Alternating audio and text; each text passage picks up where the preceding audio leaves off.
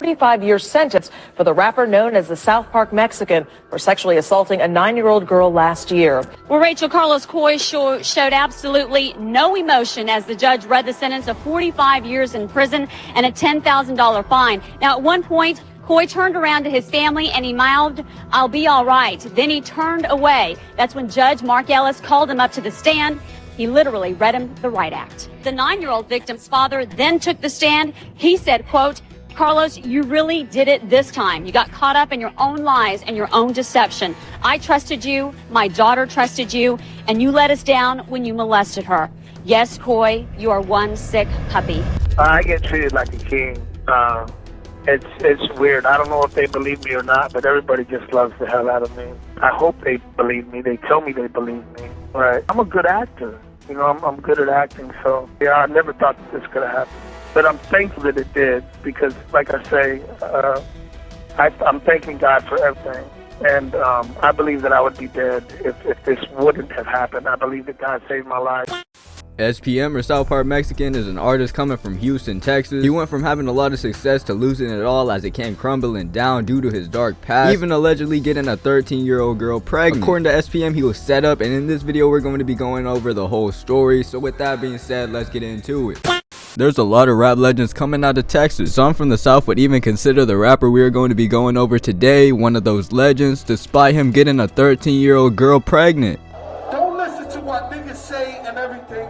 If you know Carlos and you know the South Park Mexican and you know he wouldn't do no shit like that, don't be sucking the government's dick, man. Come on. You know, of course we had SPM, of course we had Lil Bean, Big Flake. I don't know if you know who those are. Those are like Texas legends that are Mexican.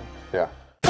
Allegedly, there were 8 different cases that involved 3 different 13-year-olds, 9-year-old, and 2 different 14-year-olds. He's been locked up for over 22 years and is said to be released in 2024. Before the video starts, the reason behind me making this video is because I seen this man almost got like a cult-like following, and I feel like this story is a little more serious because he's actually serving time for the crime. He's been locked up since 2002, and his expected release date was set to 2047, but he actually might be getting out this year in 2024. So we're going to be going over his upcoming and basically everything that happened. We're always allowed to have our own opinions. I feel like if you defend someone that's doing some weird shit, you are just as weird. Like, imagine the victim was your family. Would you still have the same energy? But getting back into the video, before anything, let me give y'all a backstory.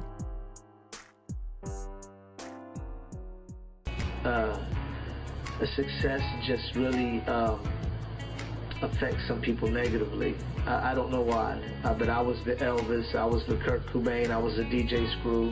I was the guy that success kept intoxicated and high every day, just drowned in it.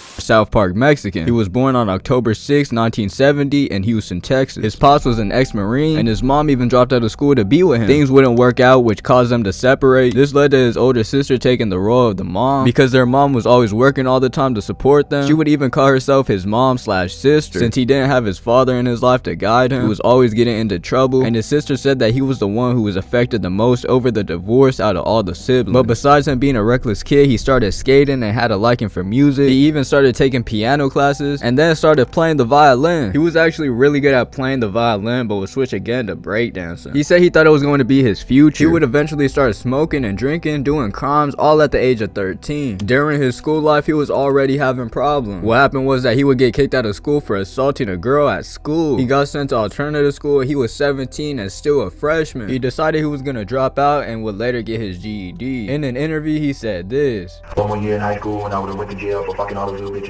Like, what is this dude on, bro? He's on some weird shit. With those words, he really should know what's right and what's wrong. But continuing, life didn't get any easier after he dropped out. He did go to college, but failed all his classes. He didn't have anything going for him and was trying to get some money, so he started selling colognes and perfumes. But he wasn't making a lot of money, so he would switch to slanging crack. He became a full-time trapper and said that he had the best product in town. But he would soon see the dark sides of the street, seeing his friends getting shot and killed, and even getting set up and robbed. It just wasn't looking good. It was not the path he he was trying to take. Instead, he wanted to take another path. He would start selling drugs and his life would change for good and bad. He sold his cars and paid off what he owed his plug. He would move to a trailer park but wanted to end this cycle. He started begging God for a chance and a sign to keep him from going to his old ways. He wanted to pursue something that he genuinely enjoyed. Like I said, he said he was begging for God for a sign, and when he turned his TV on, he seen the word RAP. After he seen the sign on his TV, he became a Christian rapper. Eventually, he went to perform at a show and he would get laughed at and people were making fun of what he was saying. But as he was performing, someone came up and started violating, saying that they were going to kill his mom and put her in the trunk of his car, and everyone was on the other dude's side instead of SPM. But after all this happened, he only had his last $900 he made from selling drugs. He used that money to buy 100 tapes. He would end up selling them each for $5. He was a hustler, he got rid of them quick. He was everywhere selling his tapes. He did this for 2.5 years and eventually opened his own record label named Dope House Records. 1997 was the year that SPM began working on his upcoming album and ended up dropping it on March 3rd, 1998. Hustle Time was the name of the album and it was a huge part of his success. The song Merry Go Round blew up, and the word going around was that he was one of the reasons putting Texas on the map. He caught the attention of the Southwest Wholesale, a distributor from Houston. He was becoming an icon in the area because this was something new. SPM would later release 2 albums, but then when he dropped the third wig, he started gaining a mainstream audience, eventually getting the attention of Universal, and they signed him. This took him to the next level of his career. Everything was going good. He was living his dreams. He went from making no money to getting signed to Universal. He was doing his thing, you feel me? Getting all the girls, probably partying, celebrating his success, doing what anyone would do in that situation. He definitely wasn't thinking about getting caught up. He was growing more and more, and in 2000 he dropped his albums called the Purity album and Time Is Money. In 2001 he dropped Never Change. The album helped him push even more in the music scene. SPM was everywhere. It looked like nothing could get in the way till his dark past and the truth came out. People say that he was worse than Epstein, cause on July 2000 a cop pulled up to the Dope House record spot to deliver some papers, and let's just say that these papers will haunt his career for the rest of his life. It all went down when his girlfriend Jill Autumn filed a lawsuit basically trying to put SPM on child support. This is something that happens pretty often and is very common if you're going around not being safe. I know several people who are dealing with these things currently. I know I got off topic with my bad, but that wouldn't be the problem in this case. At the time Jill filed the lawsuit, she was 20 and her son was 6 years old, which if you put 2 and 2 together, if her son was 6 years old, this has to mean that she was pregnant at the age of 13. And SPM was 23. She even said that they started dating when she was 13 and SPM was her first time. Like, nah, this man is weird as hell, bro. And I still support him, bro. He ended up getting her pregnant, and it was even said that he asked her to marry him, but her parents weren't having it.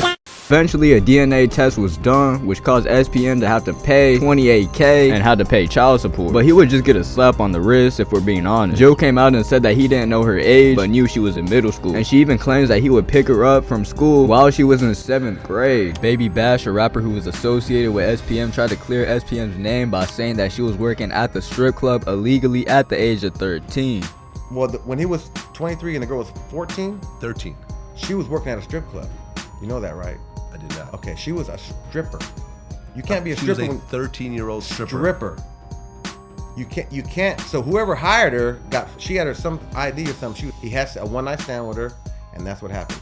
You can't be a stripper unless you're 18. Right, but you can't tell a 13-year-old from an 18-year-old? I can. I don't know their situation. He was 23. I wasn't there. This was way before I even got there. Right. That's what my biggest question was. Like, you couldn't tell? And I don't know how a drunk, horny motherfucker would tell if she's stripping, you know what I mean? But I know I could tell.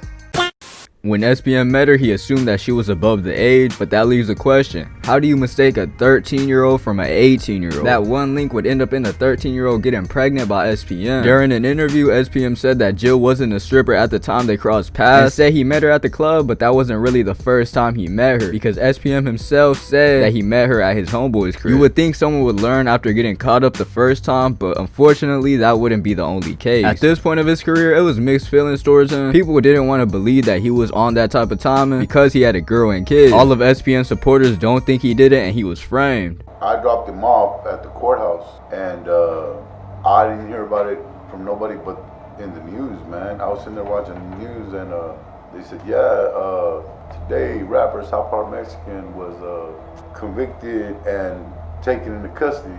That's when I was like, oh man. So far with this information, I want to know what you think, because if you think he did nothing wrong, then this next part will definitely change your mind, because like I said earlier, this wasn't the only incident. Again, I do have to give a warning, because if you thought the last part was bad, this next part is even worse.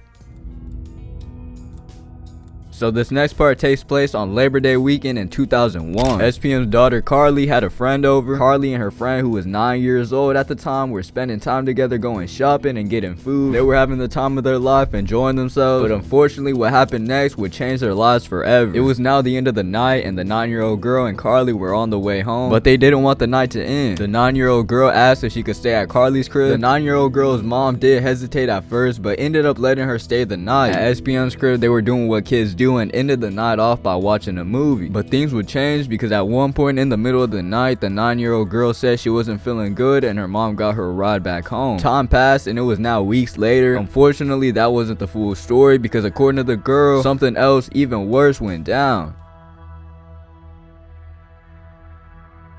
The girl's side of the story was they were watching a movie and SPM walked in while they were on the couch. SPM then started grabbing and touching on the young girl's thighs. She said she was scared, but it didn't stop here because later that night she was trying to go to sleep. He came back again, standing at the door and walked over to the bed. Then he started touching her inappropriately and went down on her. Again, let me remind you, this is a grown man and a child involved. This case is the reason on why SPM was locked up and served over 22 years behind bars. Spent 17 years in this courthouse, and in that time I've seen more sex offenders than I wish to remember.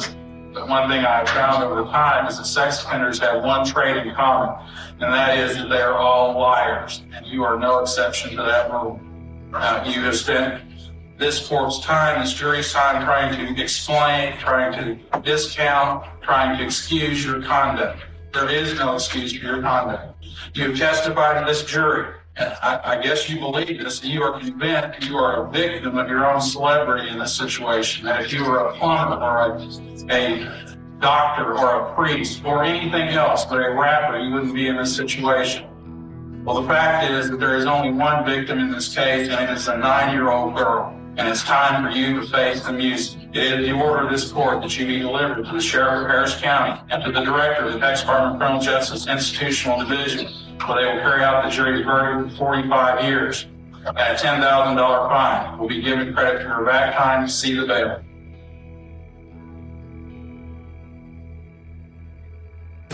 Another thing that gets brought up often is that he was framed, which there could be a chance, but I highly doubt it, to be honest with y'all. While being locked up, SPM started dating a 27-year-old, so I guess that's progress. They ended up getting married, and in an interview when asked about the allegations, she said this. You knowing what he was found guilty of, people are asking, why would you marry a person like that? Because I didn't believe he was guilty. I've read a lot of the transcripts. I know a lot about the case.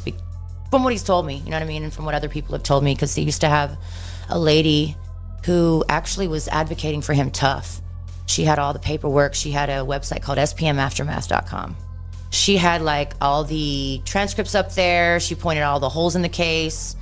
So, I mean, I still don't believe that.